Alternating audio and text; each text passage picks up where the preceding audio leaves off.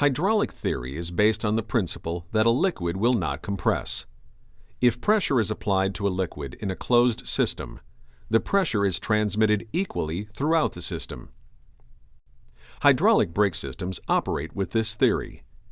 For example, if 20 psi is applied through the master cylinder, 20 psi can be measured anywhere in the lines. In a similar manner, hydraulic principles dictate that the total amount of travel input into the system will also be transmitted equally throughout the system.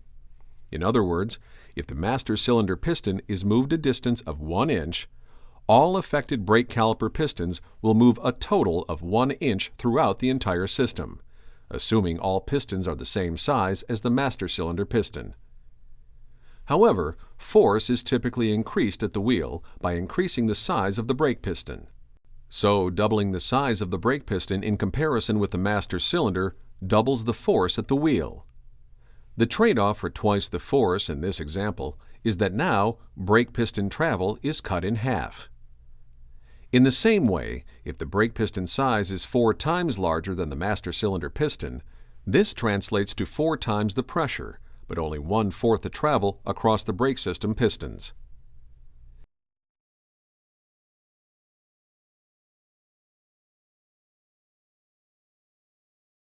The CF series brake system is equipped with the following: a transverse brake pedal assembly, the Hydro Boost brake booster and power steering system, the master cylinder and remote reservoir,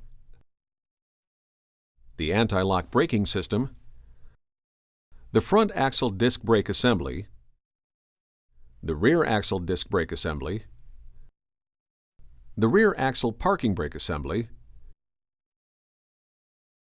brake lines and hoses,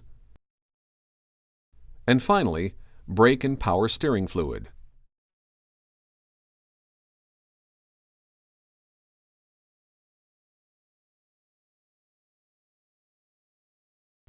The brake pedal assembly consists of the brake pedal and the Hydro Boost power brake booster, which is integrated with the master cylinder. When the pedal is depressed, brake fluid is pushed from the master cylinder through metal brake lines and flexible hoses to the front and rear disc brake calipers. The primary circuit of the master cylinder controls the front brakes.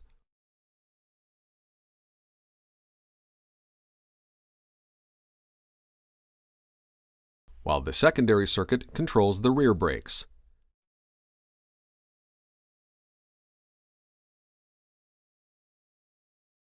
This split system helps protect against total brake loss in the event of a component failure or a leak. The Hydro Boost unit provides the master cylinder with additional hydraulic pressure for disc brake operation. Primary power for the Hydro Boost unit is supplied by the power steering pump. The power steering pump provides supplemental pressure to the Hydro Boost brake system. This additional pressure reduces the pedal force and travel required to apply the brakes. In addition, a non-refillable gas-charged accumulator is mounted to the Hydro Boost unit. It provides at least 2 power-assisted brake applications if the power steering pump fails or the engine quits running.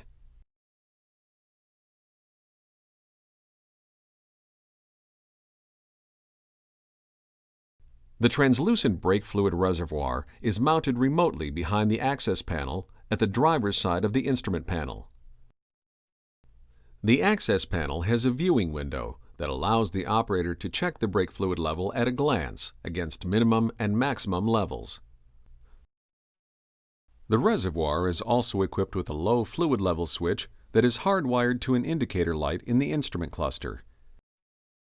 If the reservoir becomes low on fluid, a red light in the instrument cluster illuminates.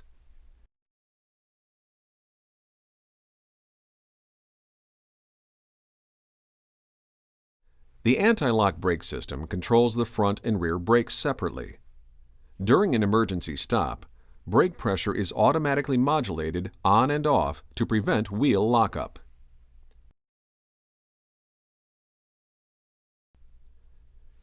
The three-channel anti-lock brake system includes a hydraulic control unit, or HCU, an ABS control module, two individual front wheel speed sensors, and a rear axle speed sensor. The sensors continuously transmit wheel speed signals to the control module.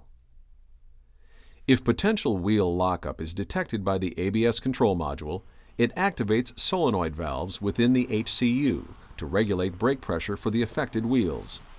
This prevents the brakes from locking and maximizes vehicle control. When the brakes are applied, brake fluid is forced from the master cylinder through the HCU. During normal braking, fluid from the master cylinder enters the HCU and exits without pressure control from the ABS control module. The HCU has 8 solenoid valves.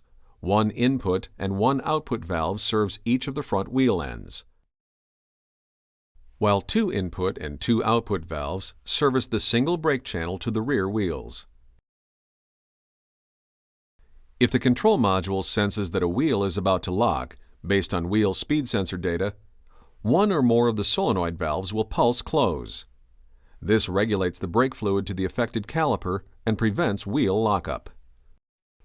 Once the control module determines that wheel lockup is no longer imminent, the control module returns the HCU solenoid valves to their previous open or closed positions. Any excess fluid pressure is relieved into the HCU accumulators. This allows for normal fluid flow and normal brake operation. Brake pedal force required to activate the ABS will vary with road surface conditions. Dry surfaces require greater force than slippery surfaces. During ABS operation, the brake pedal may pulsate and move up and down slightly. A mechanical noise may also be heard from the engine compartment. This is normal during ABS operation. The ABS control module is mounted inside the left frame rail. The control module features a self-diagnostic function to assist in identifying any potential problems with the system.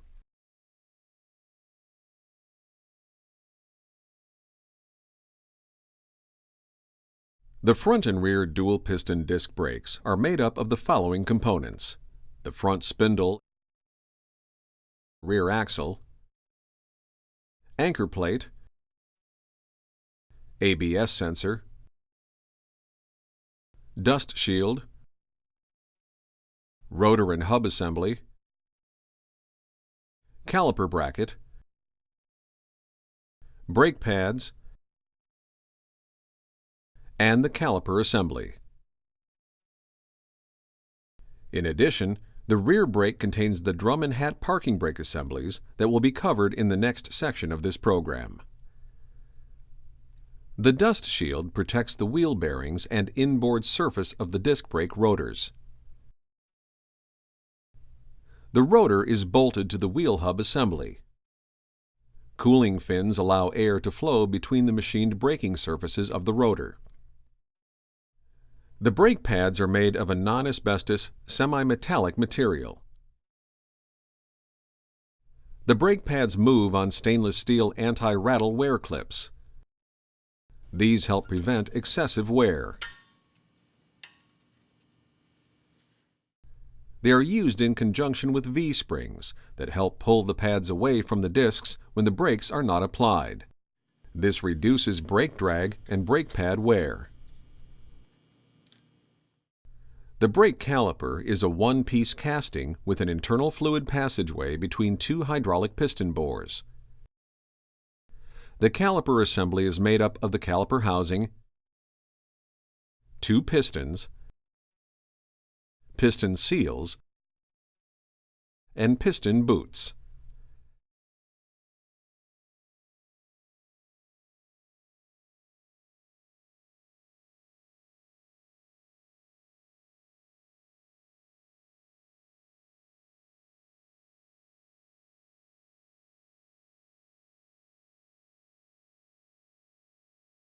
As the brake fluid enters the calipers, it forces the caliper pistons outward against the brake pads, mounted on each side of the rotor.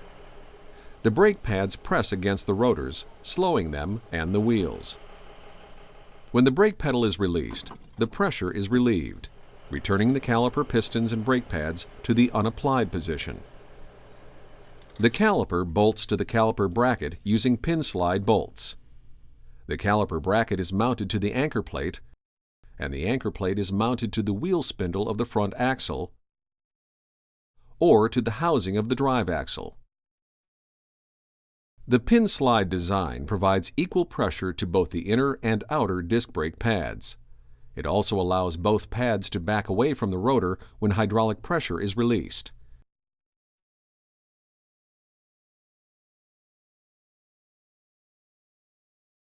The International CF Series is also equipped with a drum and hat parking brake, mounted to the housing of the drive axle inside the rotor area. The parking brake is mechanical and does not use hydraulic pressure to operate. It is operated with the parking brake lever located in the cab between the front seats. The lever and parking brake cables are used to mechanically force the parking brake shoes against the brake drum. The rotor and parking brake drum are an integrated casting that is bolted to the wheel hub. The parking brake shoes and dust shield are mounted to the caliper anchor plate as a complete assembly.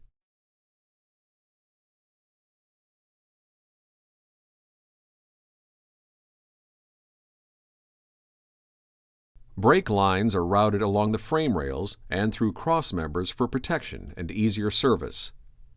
The system uses 3 output brake lines coming from the HCU, 1 to each of the front wheel assemblies and 1 to the rear axle.